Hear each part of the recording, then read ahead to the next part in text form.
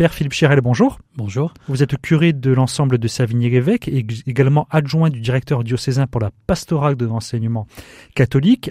C'est d'ailleurs à ce titre-là que vous êtes invité du Club Radio aujourd'hui. Avant de parler de l'espérance qui est l'année de ce thème jubilaire, on va peut-être se recentrer quelques instants sur cette mission. Ça fait environ 2 ans que vous l'exercez, arrêtez-moi si je me trompe. Donc vous êtes en charge de l'animation pastorale en tant que prêtre.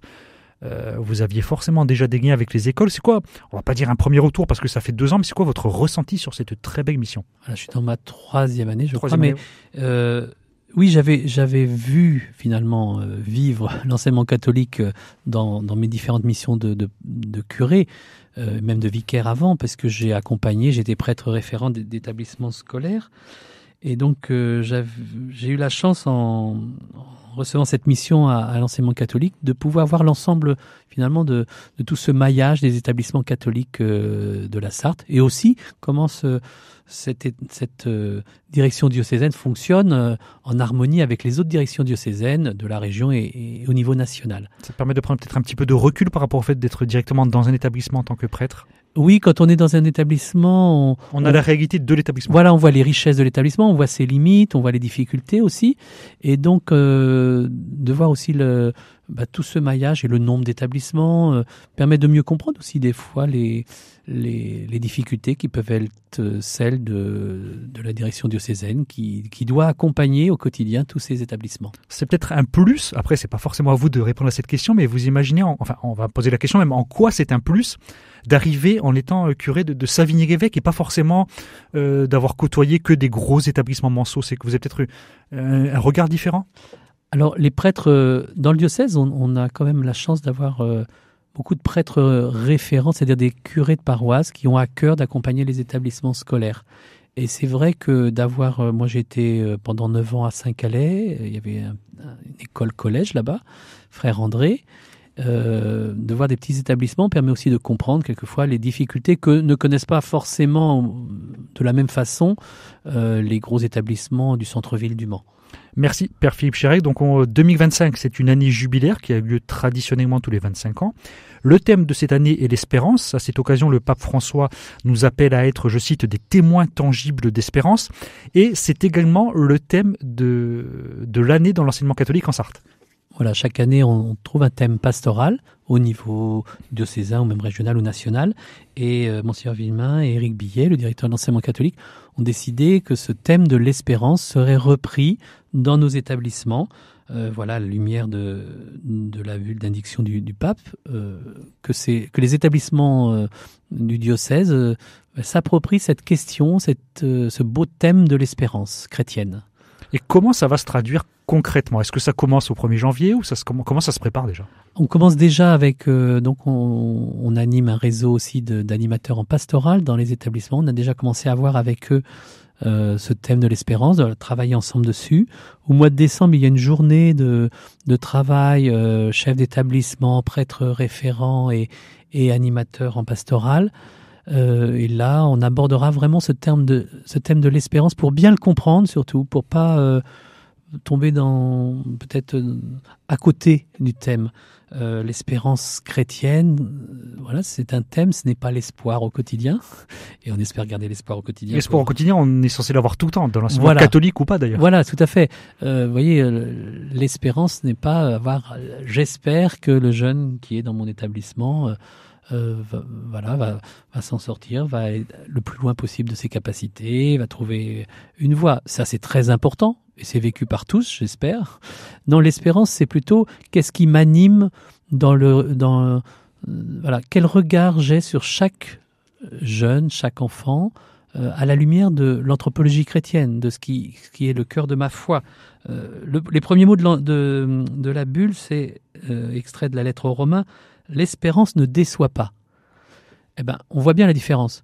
L'espérance, si on prenait ce mot-là, qu'un jeune réussisse peut me décevoir, parce que ça peut ne pas marcher. L'espérance qui ne déçoit pas, saint Paul le dit, elle est en Dieu.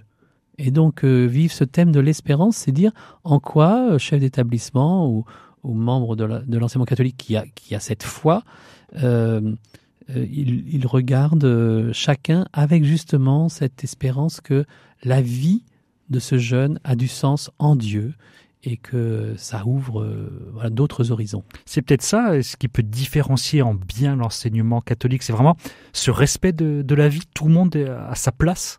Oui. On évite l'exclusion. Exclusion, je parle au sens symbolique du terme. Oui, tout à fait. Et même si, on peut prendre des sanctions. Sûrement dans l'enseignement public, on évite l'exclusion et on fait tout pour. C'est plutôt ce qui anime ce regard, c'est-à-dire que, j'ai l'espérance, comme dit le pape, en la vie éternelle, en la résurrection, je crois que chaque être est unique, voulu, aimé, indispensable à la création, aimé par Dieu.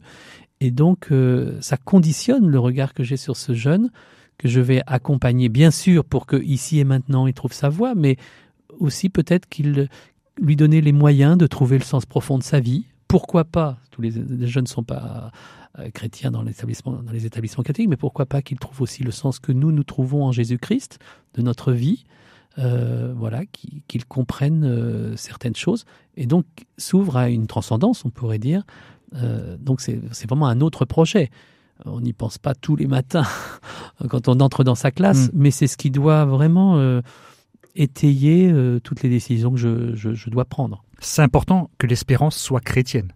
Alors l'espérance, c'est un mot chrétien par définition. Mais qui depuis s'est élargi, on peut avoir de... Oui, c'est ça. C'est plutôt l'espoir qui s'est élargi. Voilà, j'ai l'espoir. C'est surtout qu'on a mis sous espérance ce qui est souvent de l'espoir. J'ai l'espoir qu'un jeune grandisse. L'espérance, quelqu'un a dit quelque chose de très beau pour noter la différence. L'espérance, c'est l'espoir baptisé dans la mort. C'est-à-dire que, et la résurrection du Christ. C'est-à-dire que l'espérance, c'est voir la vie d'aujourd'hui, ma vie aujourd'hui, qui va s'arrêter sur cette terre, à l'aune de quelque chose qui se prolonge et quelque chose qui a un sens ultime dans l'éternité, en Dieu. Voilà. En cela, tout a du sens. Nul être ne peut être exclu de cela. Donc, Père Philippe Chérel, vous êtes curé de l'ensemble de Savigny-Évêque, adjoint du directeur diocésain pour la pastorale de l'enseignement catholique. Ce message que l'on vient de décrire, comment on le met en pratique lors de cette année jubilaire avec le thème de l'espérance de l'enseignement catholique? Alors, d'abord, on va travailler ensemble, là, je vous disais, au mois de décembre avec les chefs d'établissement. Première date. Voilà. Ensuite, on va inviter aussi les communautés à travers leur pastorale à aborder ce terme, à essayer de toucher justement, grâce à des vidéos, des témoignages, des choses comme ça qui vont être proposées, toucher un peu cette différence-là qui est assez ténue, qui est difficile à percevoir. Il y a aussi les démarches qui sont proposées par le diocèse. Vous savez, il y aura une démarche jubilaire qui va être proposée par Monseigneur Villemin à la cathédrale du Mans, notamment, pendant toute l'année. Et donc, notre projet, c'est aussi que les communautés puissent s'approprier cette démarche. Est-ce qu'on peut voir ça comme des visites scolaires? Oui, de manière très prosaïque. Par exemple, il peut, de la façon dont on va être organisé cette démarche, comme une visite à thème, avec un thème, elle peut être faite par des groupes d'aumônerie, des groupes de catéchèse, mais aussi des classes entières, puisque réfléchir au thème de l'espérance, c'est pas forcer la foi des gens, c'est essayer de les ouvrir à une autre perspective. Donc ça peut être aussi à l'initiative des chefs d'établissement, peut-être de faire une visite, peut-être plus sur un axe culturel, mais qui permettent d'aborder ce thème. Justement, ces chefs d'établissement, s'ils veulent organiser donc des visites de la cathédrale ou autre, s'approprier ce thème, il faut qu'ils contactent qui? Alors ça va être, j'ai pas encore tous les détails, mais ça va être organisé puisque par définition la démarche à la cathédrale va être ouverte aux personnes qui rentrent dans la cathédrale et qui veulent comme ça, mais aussi à des groupes. Donc il y aura, je pense, un planning qui va se mettre en place et puis le parcours va être présenté. Et puis ensuite, il y aura vraiment un outil pour vivre cette démarche. L'espérance étant au thème de la mission quotidienne de l'enseignement catholique, comment on peut faire pour mettre, entre guillemets, les bouchées doubles pour une année jubilaire? C'est ça qui est compliqué en fait.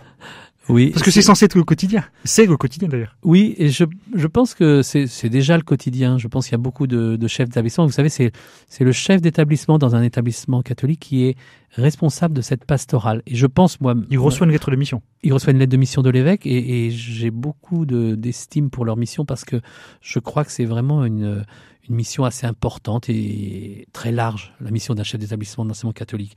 Et donc, c'est surtout moi je dis souvent, l'âme d'un établissement, l'âme spirituelle d'un établissement, c'est le chef d'établissement. Et donc ça va être surtout, pour mettre les bouchées doubles, d'aider toujours plus les chefs d'établissement à renforcer leurs convictions qu'ils ont déjà pour pouvoir plus facilement en être témoins. Parce que des fois, on est témoin d'espérance tout seul dans son établissement. Bien sûr, les professeurs, l'équipe du personnel a une bienveillance par rapport au projet. Souvent, ils y adhèrent, mais ils n'ont pas forcément les convictions. Et donc, c'est le chef d'établissement qu'on doit aider. On a parlé de la formation d'animation pastorale, on a parlé des temps forts à la cathédrale, peut-être d'autres dates à venir pour cette année de l'espérance en 2025, cette année jubilaire? Alors au niveau de la pastorale, nous, vous savez, il y a une animatrice de la pastorale du diocèse qui envoie régulièrement aux établissements des outils, une boîte à outils, c'est sur un padlet qu'on fait maintenant, avec tous les outils pour la pastorale, mettre en place le temps de l'Avent, le temps de Noël, et tous ces temps-là, tous ces outils vont être autour de ce thème. Et donc concrètement, ce sont des outils pastoraux qui sont à destination des chefs d'établissement et des personnes investies dans la pastorale, dans les écoles, les collèges et les lycées. Le mot de la fin, Père Philippe Chirel? Mais écoutez, moi je trouve que ce thème est très beau. Alors c'est un grand défi parce que par définition, parler d'espérance, vous l'avez dit, le réflexe c'est souvent de dire « Oh là, c'est un peu catho ». Ben oui, c'est catho. C'est le but de l'enseignement catholique aussi. Oui. L'espérance est un mot catholique, un mot chrétien, même s'il a été utilisé pour d'autres raisons. Il est rentré dans le domaine public. Voilà. Et si on dit l'espérance ne déçoit pas, la seule espérance qui ne déçoit pas, pour nous, elle est en Dieu. Merci Père Philippe Chirel de nous avoir présenté 2025 année jubilaire et également, ça tombe bien, ça a été choisi, c'est le thème de l'année de l'enseignement catholique en Sarthe. Merci. Voilà, merci.